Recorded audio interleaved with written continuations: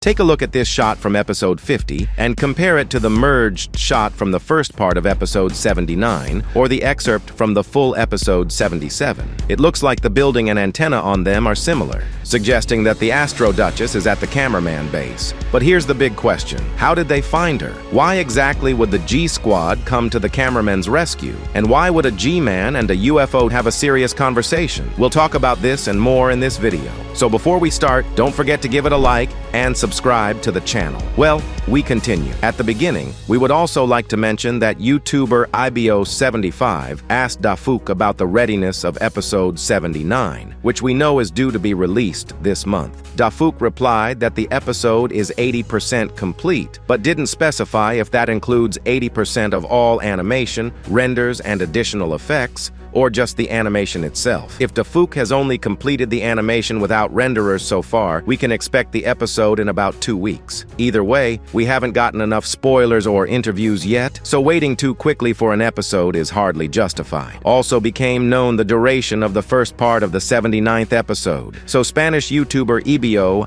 asked Dafuk Boom about the length of the new episode, where Mr. Boom said that the first part of the episode will be more than 5 minutes. Now back to our spoilers with the Mafia and hybrid Giga Chad. Judging by the sky and the general background, it's clear that they too are at the Cameraman base. That's probably where the remaining squad of G-Squad is hiding right now, perhaps even with the G-Man. Either they have come to this base to defend it or to get more upgrades. There's also the possibility that they have a plan involving the Titan Cameraman. But if we recall the footage of the Cameraman mini-tanks and Cameraman Striders, this theory is only confirmed as the Cameraman base seems to be under attack now. If anyone wonders how the Astro toilets found the location of the Cameraman base, even in New Zealand, it's simple.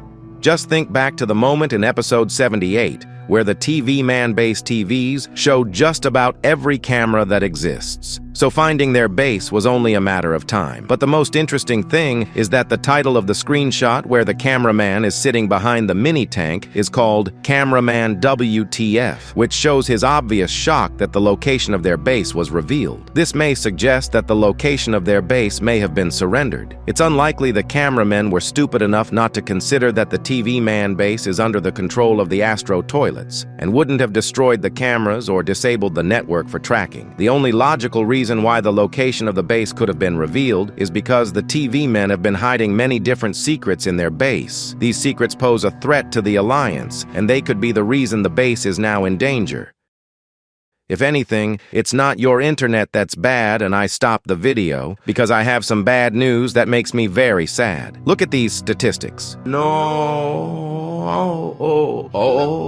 Yes, I'm really sad to see that most people watch my videos without subscribing to the channel. Please subscribe, because this way you will not lose the channel and will watch new videos first. Thank you. But what if the Cameraman Titan is actually on the base? First of all, as I think, it is a little illogical, because it would be much better to send it to the base Speakerman, as it is more protected and there is a Titan Speakerman himself, so the Astros would be afraid to attack them for now. But even assuming that the Cameraman Titan miraculously returned to his base, and the Astro toilets immediately arrived to take control of him for good, it would certainly be a very big blow to the Alliance. It's unlikely they had time to improve it, considering they don't have many resources. And even assuming that the G-Squad arrived at the Cameraman base to protect it, some sort of logical picture is already emerging. Assuming that the Astro toilets didn't come to destroy the Cameraman base or capture the Titan, but for another purpose, perhaps their main objective is to meet the G-Man. Judging by the fact that the Duchess is sitting and is clearly waiting for someone, rather than arranging destruction, it is conceivable that it may be the UFO toilets that she is waiting for in order to have an important meeting. G-Man is always in the crosshairs of destruction, and when considering the possibility that the Astro toilets want to find him, it is quite possible that G-Man could use his secret information or weapons to manipulate the situation. For example, if a conversation between G-Man and the UFO does take place, he may well try to mislead the UFO by saying that he knows where the missing squad chasing the Cameraman Titan is located. This would be an important important step to strengthen his position and manipulate the Astro toilets, as such covert actions could serve as a strategy to protect his own squad or even to create a disadvantageous situation for the Astro toilets. I also assume that at the end of the first part of episode 79,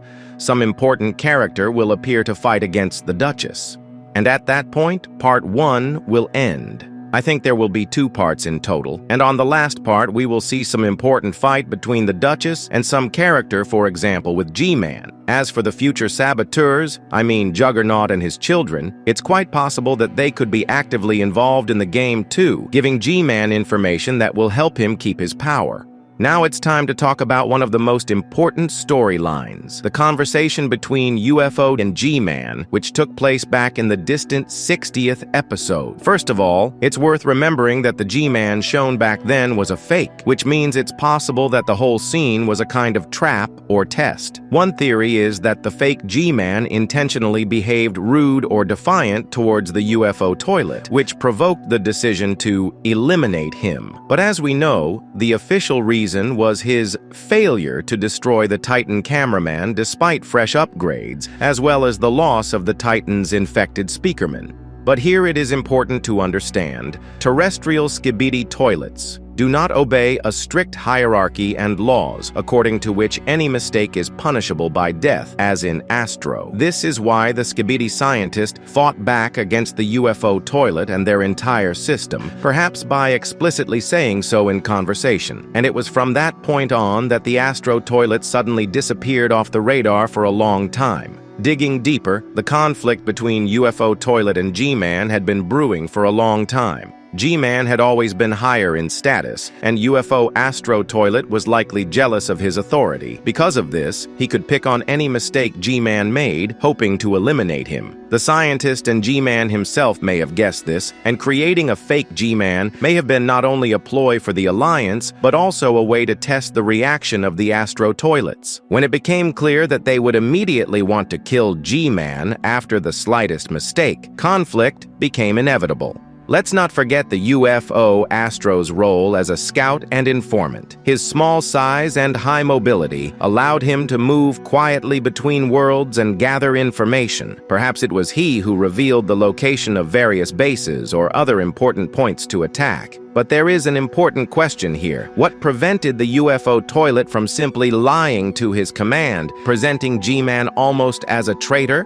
After all, there is a strict hierarchy in the Astro toilet system, and the higher officers won't take the time to dig deep into the details. Perhaps that's what UFO took advantage of, and even long before the open conflict began to denigrate G-Man, informing the command that he is allegedly unable to serve and is already acting on his own interests and failing missions. Hence, the possible order to eliminate him. Otherwise, how else to explain the fact that the Duke, Duchess, Astro, Scorpion, and Juggernaut were all convinced that G-Man was a traitor? Obviously, the rumors didn't just come from nothing, and the source of the rumors was solid. But then, it's even stranger why G-Man himself didn't try to justify himself or explain himself in any way. He didn't ask for forgiveness, he didn't seek a second chance. On the contrary, he deliberately went over to the side of the Alliance. This suggests that he realized that he was no longer believed. Any attempt to go back would have turned him into a slave or even a victim. He judiciously assessed the situation and realized that the Alliance could be of great benefit, because at that point, they were missing Cameraman Titan, and TV Man Titan had become under the control of the Astro toilets. So by joining forces, they could try to fight back in some way. After all, G-Man is not just a fighter, but a strategist. He knew very well that in the Astro system, he would either be downgraded or destroyed. And if he assembled his own team and exploited the weaknesses of the enemy hierarchy, he could gain real power. That's why he convinced the Juggernaut. He showed him that in the Astro toilet system, he's just a pawn to be easily sacrificed. G-Man, on the other hand, has his own plan and guarantees,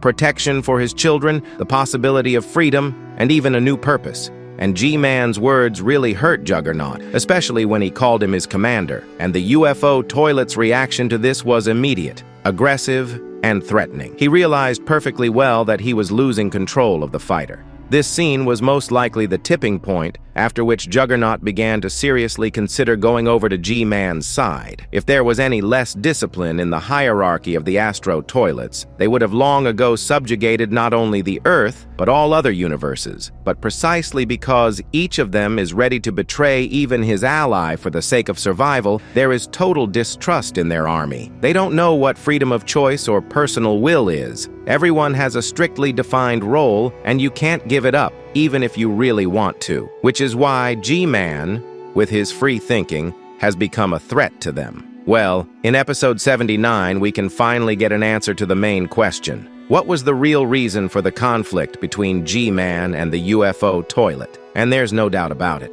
Dafook is definitely preparing something really intriguing and shocking for us. Thanks for watching. And with you was, as always, Super Cameraman. Good luck, goodbye, everyone.